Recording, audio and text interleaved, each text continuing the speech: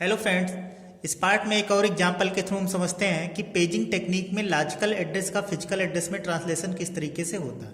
यहाँ पे हमने एक प्रोसेस ले रखा है जिसमें हमने एज्यूम किया है कि टोटल 8 वर्ड या 8 इंस्ट्रक्शंस है जिसको सीपीयू एक्सेस करना चाह रहा है I0 से लेके I7 तक। तो हमने आपसे क्या बोला था कि पेजिंग टेक्निक में लॉजिकल एड्रेस स्पेस को इक्वल साइज के ब्लॉक में डिवाइड करते हैं। हमने क्या यहाँ पे क्या मान रखा है कि हमने इसको 4 साइज के 2 ब्लॉक में डिवाइड कर दिया।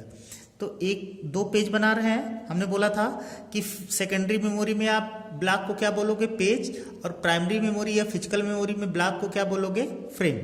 तो यहाँ पे हमने क्या किया, 4 वर्ड साइज का 2 ब्लॉक बना लिया। इसको हम क्या बोलेंगे, ये हमारा पेज नंबर 0 है और ये हमारा क्या है, पेज नंबर 1।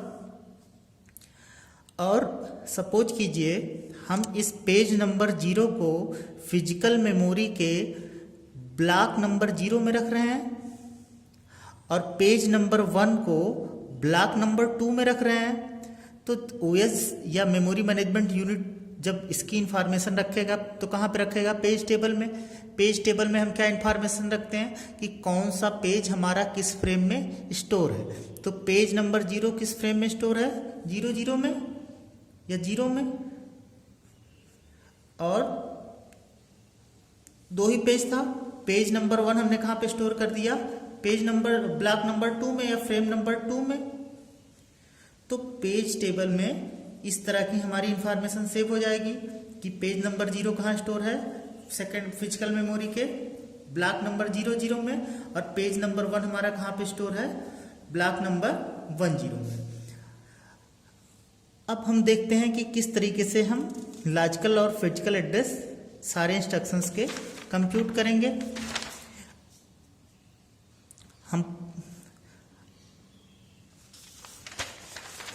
अब अगर हम बात करें लॉजिकल एड्रेस की, तो लॉजिकल एड्रेस में 2 चीजें होंगी, एक हमारा पेज नंबर और दूसरा लाइन नंबर। तो पेज नंबर एक्सेस करने के लिए 1 बिट, क्यों, क्योंकि सिर्फ हमारे पास 2 पेज हैं, तो 0 या 1। तो अगर हमें इंस्ट्रक्शन I0 से लेके I3 एक्सेस करना है तो हमारा पेज नंबर क्या होगा, 0। और अगर हमें I4 से I7 एक्सेस करना हो तो हमारा पेज नंबर क्या होगा, 1। लेकिन जब हम ब्लॉक के अंदर जाएंगे तो ब्लॉक के अंदर हमारे पास कितने वर्ड्स हैं, 4 वर्ड्स हैं। तो 4 वर्ड को एक्सेस करने के लिए कितने बिट का एड्रेस जरूरत पड़ेगी हमें, 2 बिट का। I0 के लिए हमारा ऑफसेट क्या हो जाएगा, ऑफसेट या लाइन नंबर 00। I1 के लिए क्या हो जाएगा, 01। I2 के लिए क्या हो जाएगा, 10। I3 के लिए क्या हो जाएगा, 11। इसी तरह I4 के लिए हमारा ऑफसेट क्या हो जाएगा, 00, क्योंकि I4 हमारा क्या है, ब्लॉक नंबर 1 या पेज नंबर 1 का 00th लाइन। I5 हमारा क्या हो जाएगा, 01। I6 हमारा क्या हो जाएगा, 10। I7 हमारा क्या हो जाएगा, 11। तो बाई लॉजिकल एड्रेस क्या था, किसी इंस्ट्रक्शन या किसी वर्ड का जो सेकेंडरी मेमोरी में एड्रेस होगा उसको हम क्या बोलते थे, लॉजिकल एड्रेस। मीन्स I0 का हमारा लॉजिकल एड्रेस क्या हो जाएगा, 0 0 0। I1 का हमारा क्या हो जाएगा, मीन्स अगर सीपीयू को I0 एक्सेस करना है तो सीपीयू एड्रेस क्या जनरेट करेगा, 0 0 0। I1 के लिए क्या जनरेट करेगा, 0 0 1। देन अगर हम इन सारे इंस्ट्रक्शंस की फिजिकल एड्रेस की बात करें तो सीपीयू क्या करता है, देखेगा पेज नंबर हमारा किस फ्रेम में है, पेज हमारा किस फ्रेम में है। तो हमें पता है कि I0 की अगर बात करोगे तो I0 किस पेज का था, पेज नंबर 0 का था। और पेज नंबर 0 किस फ्रेम में है, यहाँ भी देख सकते हैं पेज 0 किस फ्रेम में है, 0 0। तो मीन्स आपका I0 के लिए फ्रेम नंबर क्या हो जाएगा, 0 0। और I0 के लिए हमारा ऑफसेट क्या हो जाएगा, 0 0। ये हमारा क्या हो जाएगा, I0 का फिजिकल एड्रेस। सीपीयू को अगर I1 चाहिए तो I1 के लिए सीपीयू लॉजिकल एड्रेस क्या जनरेट करेगा, I1 हमारा किस पेज का है, पेज नंबर 0 का, ऑफसेट नंबर क्या है, 01। और लेकिन लॉजिकल एड्रेस का फिजिकल एड्रेस में ट्रांसलेशन कैसे होगा कि पेज नंबर 0 हमारा किस ब्लॉक में है या किस फ्रेम में है, 0 0 में। तो I1 के लिए फ्रेम नंबर क्या हो जाएगा, 0 0, क्योंकि 0 हमारा किस फ्रेम में है, 0 0 में। और I1 के लिए ऑफसेट क्या यूज हो जाएगा, 0 1। तो इस तरीके से हम सारे इंस्ट्रक्शंस के पेज नंबर और ऑफसेट कैलकुलेट कर सकते हैं। भाई 0 से लेके 3 तक का हमें पता ऑफसेट क्या होगा, 00011011 एंड I4 से I7 का हमारा ऑफसेट क्या होगा, 000110 एंड 11। और जो ऑफसेट हमारा लॉजिकल एड्रेस में यूज होता है वही ऑफसेट हमारा फिजिकल एड्रेस में यूज होता है, क्योंकि लाइन नंबर पेजेस को अगर प्रोसेस को पीसेस में आप ब्रेक कर रहे हैं तो लाइन नंबर के सीक्वेंस नहीं चेंज होंगे, खाली सीक्वेंस क्या चेंज होगा कि पेज नंबर हमारा किस फ्रेम में चला गया। तो ये और ये ऑफसेट तो सेम रहेगा। बाकी आपको पता है पेज बिट फ्रेम बिट में कैसे कन्वर्ट होगी, I0 से लेकर I3 हमारा किस पेज का पार्ट था, पेज 0 का, और पेज 0 को आप कहाँ पे रख रहे हैं, फ्रेम 00 में या फिजिकल मेमोरी के ब्लॉक 00 में। तो सारे 00 आपका किससे कन्वर्ट हो गए, इससे कन्वर्ट हो गए।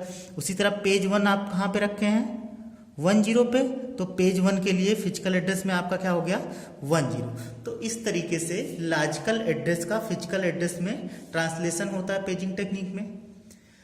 पेजिंग टेक्निक के अगर एडवांटेज की बात आप करिए तो पेजिंग टेक्निक का सिर्फ एक एडवांटेज मेजर एडवांटेज होता है कि ये टेक्निक में आपका क्या होगा, non contiguous memory allocation technique है।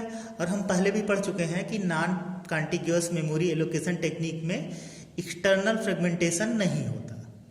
तो मीन्स पेजिंग का मेजर एडवांटेज क्या है कि इसमें एक्सटर्नल फ्रेगमेंटेशन नहीं होगा।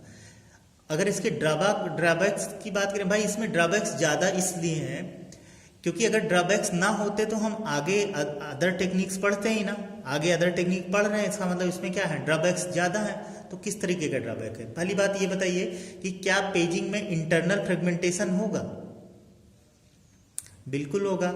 हम पहले भी डिस्कस कर चुके हैं कि अगर हमारा memory allocation technique fixed scheme है तो फिक्स्ड स्कीम में हमेशा क्या होगा, इंटरनल फ्रेगमेंटेशन होने के चांसेस रहते हैं, जबकि वेरिएबल में ये चांस हमारा क्या हो जाता है, खत्म हो जाता है। हम ऐसे समझ सकते हैं कि अगर मेरा कोई प्रोसेसर 250 MB का और हम पेज बना लें 100 MB का, तो हमें कुल कितने पेज बनाने पड़ेंगे, 3 पेज। पहले पेज में का साइज क्या रहेगा 100, दूसरे पेज का साइज रहेगा 100, तीसरा पेज हमारा स्पेस तो लेगा 100, लेकिन उसमें इंस्ट्रक्शन या वर्ड कितने साइज में होंगे, 50 MB में। तो 50 MB का क्या होगा, वेस्टेज होगा। अगर आप 100 MB के पेज बनाएंगे और प्रोसेस हमारा 250 MB का होगा तो थर्ड जो पेज होगा उसमें 50 MB क्या हो जाएगा, वेस्ट होगा। इसका मतलब हमारा क्या है कि जब भी हम पेजिंग यूज करते हैं तो पेजिंग में हमारा इंटरनल फ्रेगमेंटेशन होता है जबकि एक्सटर्नल फ्रेगमेंटेशन नहीं हो सकता। ऐसे सिंपल एग्जांपल के थ्रू आप समझ सकते हैं कि जैसे आप बुक पढ़ रहे हैं, बुक में आप क्या यूज, आपके जो पेजेस होते हैं वो इक्वल साइज के होते हैं कि नहीं, बिल्कुल होते हैं।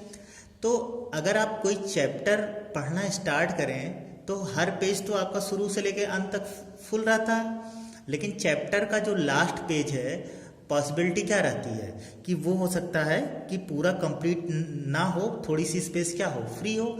जो थोड़ी सी स्पेस फ्री है वही हमारा उस पर्टिकुलर चैप्टर का क्या हो गया, इंटरनल फ्रेगमेंटेशन हो गया। तो मीन्स क्या हुआ कि पेजिंग में इंटरनल फ्रेगमेंटेशन होने के चांसेज होते हैं। कभी कभी पूछा जाता है कि किसी पर्टिकुलर पेज में किसी पर्टिकुलर प्रोसेस में जिसकी पेज साइज हमने P रखी है तो मैक्सिमम कितने साइज का हमारा इंटरनल फ्रेगमेंटेशन हो सकता है।